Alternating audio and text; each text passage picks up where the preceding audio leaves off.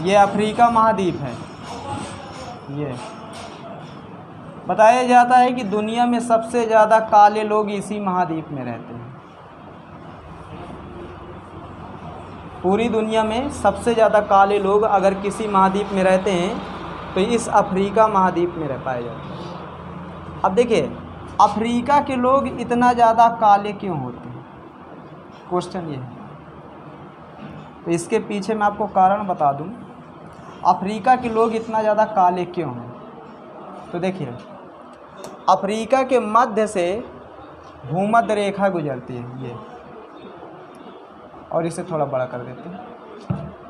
Africa के मध्य से ये जो रेखा आप देख रहे हैं ये भूमध्य रेखा है, अफ्रीका के मध्य से गुजरती है। और अफ्रीका के मध्य से भूमध्य रेखा के साथ साथ अफ्रीका के उत्तर में ये कर्क रेखा और अफ्रीका के दक्षिण में ये मकर रेखा। तो हम ये कह सकते हैं अफ्रीका महाद्वीप से ये तीनों महत्वपूर्ण रेखाएं गुजरती हैं। और जब ये तीनों महत्वपूर्ण रेखाएं गुजरेंगी तो निश्चित है कि यहाँ पर सूर्य तांडव मचाएगा। देखिए, बताया जाता है कि भूमध्य रेखा पर सूर्य भगवान सीधा 2 बार वर्ष में चमकते हैं और कर्क रेखा पर सूर्य भगवान वर्ष में 1 बार सीधा चमकते हैं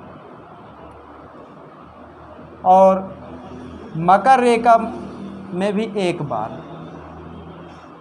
अब सूर्य भगवान जब 2 बार एक जगह चमकेंगे तो निश्चित है कि वो क्षेत्र गर्मी से बहुत ज़्यादा प्रभावित होगा। अब सूर्य की किरणें इस रेखा पर 2 बार सीधा पड़ी, बात समझ में आ रही है। तो अब जब 2 बार सीधा सूर्य की किरण पड़ेगी तो विषुवत रेखा के या भूमध्य रेखा के आसपास का जो क्षेत्र है वो गर्म हो जाएगा और विषुवत रेखा और कर्क रेखा के बीच का जो ये क्षेत्र है ना, इसी क्षेत्र को कहा जाता है उष्ण कटिबंधी। क्या कहा जाता है? उष्ण कटिबंधी। अब ये जो उष्ण कटिबंधी क्षेत्र है ये बहुत ज़्यादा गर्म क्षेत्र है। नीचे का भी क्षेत्र विषुवत रेखा से मकर रेखा के बीच का भी यही कहलाएगा उष्ण कटिबंधी। ये भी क्षेत्र बहुत ज़्यादा गर्म होगा। तो ये दोनों क्षेत्र गर्म हैं और इन दोनों क्षेत्रों के बीच जितने भी देश स्थित हैं, इन देशों की जो जलवायु है पूरी तरह गर्म है। और यहाँ पर 2 चीज़ बहुत ज़्यादा, पहले नंबर पर गर्मी और दूसरे नंबर पर बरसात। और जब 2 चीज़ ज़्यादा होगी तो निश्चित है कि यहाँ के लोग क्या होंगे? काले होंगे। बात समझ में आ गई? तो अफ्रीका महाद्वीप के लोग काले इसलिए हैं क्योंकि अफ्रीका से तीनों रेखाएं गुजरती हैं, कर्क रेखा, भूमध्य रेखा और मकर रेखा।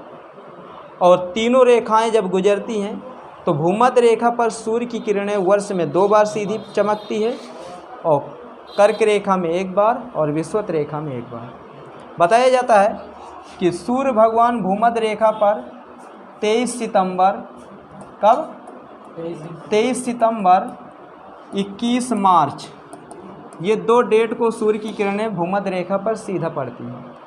और 22 दिसंबर को सूर्य की किरणें मकर रेखा पर सीधा पड़ती हैं और कर्क रेखा पर 21 जून को, कब? 21 जून को कर्क रेखा पर सीधा पड़ती हैं। अब जहाँ जहाँ सूर्य की किरणें सीधा पड़ेंगी वहाँ वहाँ गर्मी होगी सबसे ज़्यादा। देखिए, हम लोग उत्तर भारत में हैं, तो जब हम लोग उत्तर भारत में हैं तो हमारे उत्तर भारत की जो जलवायु है वो उपोष्ण कटिबंधीय है। कैसी है? उपोष्ण। और आप भारत के और ऊपर चले जाइए, पाकिस्तान के ऊपर तजाकिस्तान, ठीक है, तुर्कमेनिस्तान, तजाकिस्तान, तो वहाँ की जो जलवायु वो शीतोष्ण कटिबंधीय है। ठीक, क्योंकि हमारा जो क्षेत्र है ना जहाँ हम लोग रह रहे हैं, जैसे हमारा ये यूपी है, एमपी है, तो एमपी के तो मध्य से कर्क रेखा गुजरती है। तो एमपी के मध्य से जब गुजरेगी तो उसके ऊपर का कुछ क्षेत्र और उसके पूरा नीचे का जो क्षेत्र है वो तो उष्ण कटिबंधी रहेगा, लेकिन ऊपर का जो क्षेत्र होगा वो उपोष्ण कटिबंधी रहेगा। ठीक है, तो जिसके चलते हमारे क्षेत्र में भी आपको 3 मौसम देखने को मिलेंगे, गर्मी, सर्दी और बरसात। ठीक है।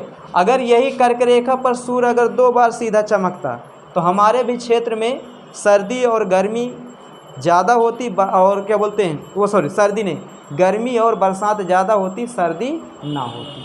तो इन क्षेत्रों पर सर्दी नहीं होती। जब इन क्षेत्रों पर सर्दी नहीं होगी तो निश्चित है कि यहाँ गर्मी होगी, और जब गर्मी होगी तो निश्चित है यहाँ के लोग, उसका असर किसके ऊपर पड़ेगा, लोगों के ऊपर पड़ेगा, और वो काले। ठीक है, कोई दिक्कत इसमें?